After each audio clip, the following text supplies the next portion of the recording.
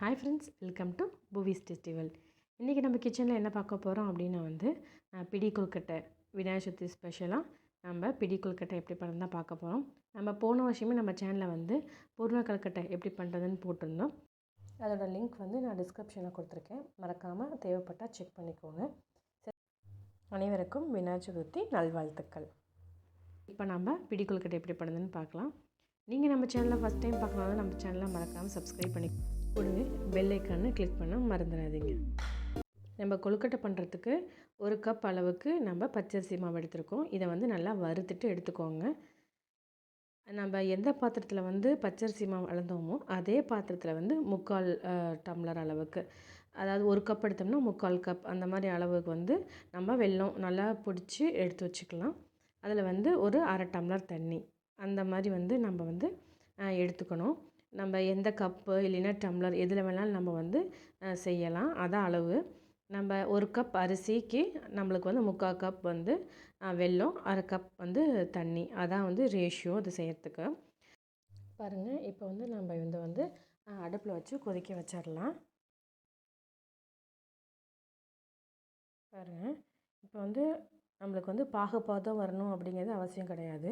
நம்ம வெல்லத்தோட ஸ்மெல் போனாலே போதும். நல்லா வெல்லம்லாம் கரைஞ்சிட்டு நம்மளுக்கு ஸ்மெல் பச்சை வாசனை போன வரைக்கும் நல்லா கொதிக்க வச்சு எடுத்துக்கலாம். நம்ம பாருங்கள், நல்லா கொதி வந்துட்டுருக்குது.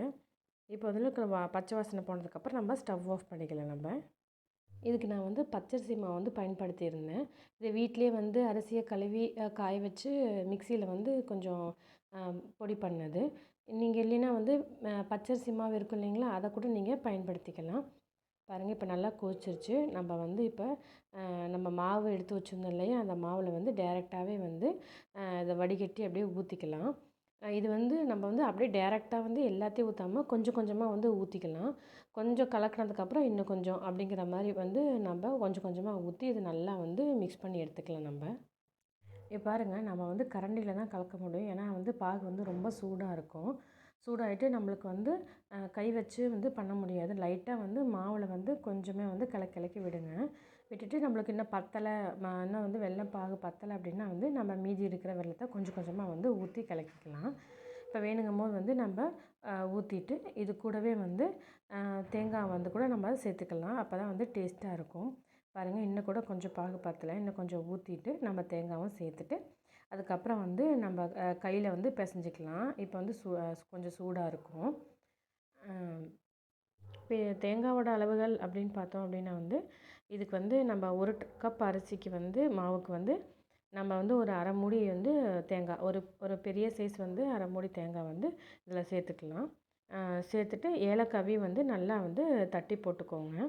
பாருங்கள், இப்போ சூடு கொஞ்சம் கம்மியாக இருக்கும். இப்போ நம்ம கையில் பிசைய ஆரம்பிச்சிடலாம். நம்ம இப்போ சேர்த்து பிசைச்சதுக்கப்புறம் நம்மளுக்கு நார்மலாக பிடிக்கிற பதத்துக்கு வந்துடும். கொல கொலன்னு இருக்கக்கூடாது.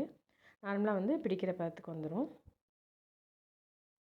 பாருங்கள், இப்போ நம்ம ஒரு 3 ஏலக்காய் சேர்த்துட்டு லைட்டாக ஒரு பிஞ்ச் சால்ட் சேர்த்துக்கலாம். சால்ட் சேர்த்துட்டு நம்ம நல்லா மிக்ஸ் பண்ணிக்கலாம். மிக்ஸ் பண்ணிவிட்டு இதுக்கு நம்மளுக்கு கரெக்டான பதத்தில் இனிப்பு இருந்துச்சு. பாருங்கள், ஓரளவு நல்லா பிடிக்கிற பதத்துக்கு வந்துருச்சு. நம்ம ஒரு பிடிக்கும் போது என்ன பண்ணணும் அப்படின்னா நம்ம கையில் தண்ணி ஒரு கொஞ்சமாக தொட்டுட்டு நம்ம பிடிச்சிக்கலாம். நம்ம கொஞ்சமாக பிடிச்சு பாருங்கள் ஃபஸ்ட்டு எப்படி நம்மளுக்கு பிடிக்க வருது அப்படின்ட்டு. பாருங்கள், இப்போ நம்ம நம்மளுக்கு பிடிக்கும் போது கரெக்டான விரிசல்லாம் விடாமல் வந்துருந்துச்சு அப்படின்னா நம்ம தண்ணி தொட தேவையில்லை. கொஞ்சமாக ஒரு ட்ராப் நெய் விட்டு நம்ம பிடிச்சிக்கலாம். அப்போனா ரொம்ப வாசமாக இருக்கும். இங்கே பாருங்கள், இப்போ சைடெல்லாம் கொஞ்சமாக விரிசல் இருக்கிற மாதிரி இருக்குது. இந்த ஸ்டேஜில் நம்ம என்ன பண்ணணும் அப்படின்னா நம்ம லைட்டாக தண்ணி அதில் லைட்டாக தெளிச்சிட்டு நம்ம இது மாதிரி லைட்டாக உருண்டை பண்ணி அதுக்கப்புறம் அதை லைட்டாக அப்படியே ஓவல் ஷேப்பாக அப்படியே கொண்டு நம்ம ஒரு கொழுக்கட்டையாக பண்ணிட்டோம் அப்படின்னா பாருங்கள், இப்போ விரிசல் வரல பார்த்தீங்களா. அது மாதிரி நம்ம என்னடா பண்ணுறது, இது மாதிரி விரிசல் வந்துருச்சு நம்ம செய்யும் போது அப்படிங்கிறது இல்லாமல் நம்ம விரிசல் வந்துச்சு அப்படின்னா லைட்டாக தண்ணி தெளிச்சிக்காமல் கையில் தொட்டுக்கோங்க. தொட்டுட்டு அதை பால் மாதிரி பண்ணிவிட்டு அப்படியே ஓவல் ஷேப் கொண்டு லைட்டாக அப்படியே பிடிச்சிங்க அப்படின்னா இப்போ நம்மளுக்கு விரிசல் விழாமல் வரும். நம்மளுக்கு தண்ணி கொஞ்சம் பத்தலை அப்படின்னா நெக்ஸ்ட் டைம் செய்யும் போது இன்னும் கொஞ்சம் சேர்த்து செஞ்சுக்கலாம். இப்போ நான் சொன்ன ரேஷியோவில் கரெக்டாக இருந்தது.